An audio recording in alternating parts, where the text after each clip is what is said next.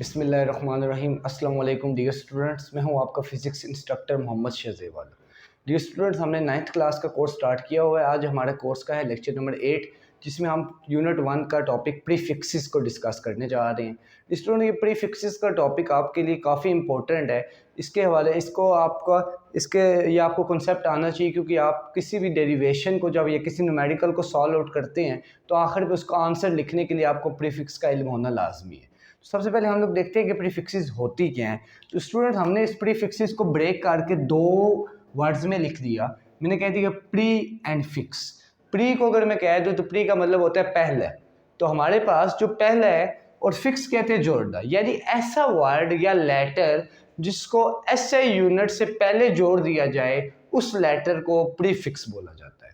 दोबारा सुनिएगा, the word or letter added before SI unit are known as prefixes। ऐसे अल्फाज ये आपके पास जो SI यूनिट से पहले जोड़ दिए जाएं उनको क्या बोला जाता है? प्रीफिक्सेस बोला जाता है।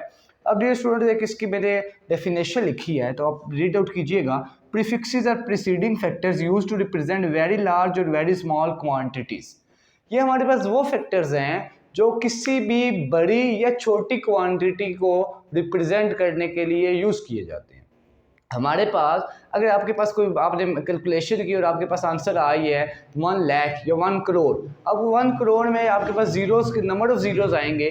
आप जब उनको लिखते हैं तो आपके पास मिस्टेक के चांसेस ज़्यादा हैं, क्योंकि आपको एक ज़ीरो स्किप कर सकते हैं या एक ज़ीरो ज़्यादा लिख सकते हैं।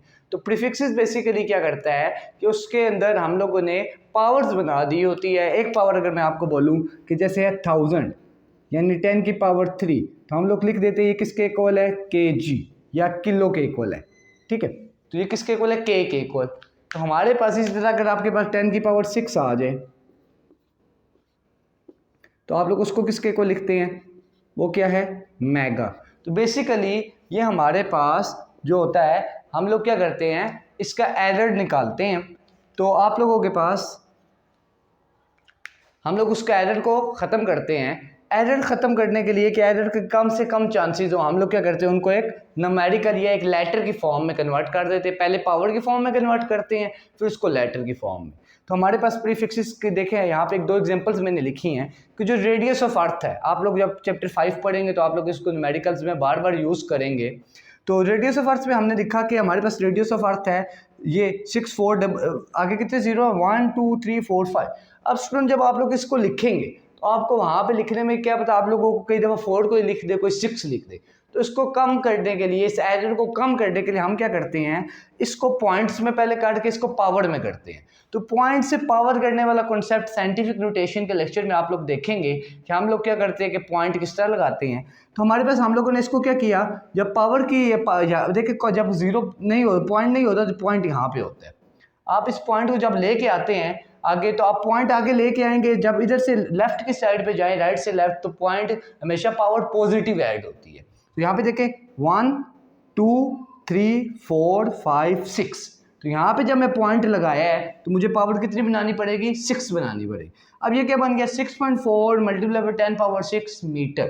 तो बेसिकली ये जो 10 पावर 6 है, हम लोग प्रीफिक्सेस में हमने इसका एक नाम रखा हुआ है जिसको बोला जाएगा मेगा। तो हम उसका सैंपल लगा देंगे, हम कह देंगे 6.4 मेगा मीटर। तो ये स्टूडेंट हमारे पास प्रीफिक्सेस को हल करने का तरीका है। ये जो पावर वाला कंसेप्ट है, अभी हम लोग अगले लेक्चर में साइंटिफिक नोटेशन में इसको दोबारा एक दफ़ा करेंगे।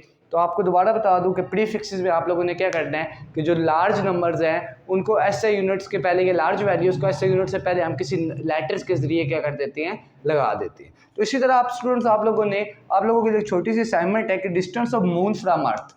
ये आपके पास डिस्टेंस मैंने लिखा है, इस डिस्टेंस को आप लोगों ने मुझे प्रीफिक्सेस के फॉर्म में कन्वर्ट करके देना है। तो आप लोगों ने स्टूडेंट्स, ये आप लोगों की छोटी सी असाइनमेंट है। अगले लेक्चर में हम लोग साइंटिफिक नोटेशन को डिस्कस करेंगे। इसको लाजमी देखिएगा, ये आपको बोर्ड में न्यूमेरिकल्स के आंसर में हेल्प करता है। जब आपका आंसर इस तरह का आ जाए, आप लोग फिर उसको इसमें कन्वर्ट करना पड़ता है, या एमसीक्यूज में कुछ ना कुछ वो आपसे पूछ लेते हैं। स्टूडेंट्स, आपको अगर लेक्चर समझ आया हो तो हमारे चैनल को लाइक एंड सब्सक्राइब कर दीजिएगा। अल्लाह हाफिज़, फी ईमान।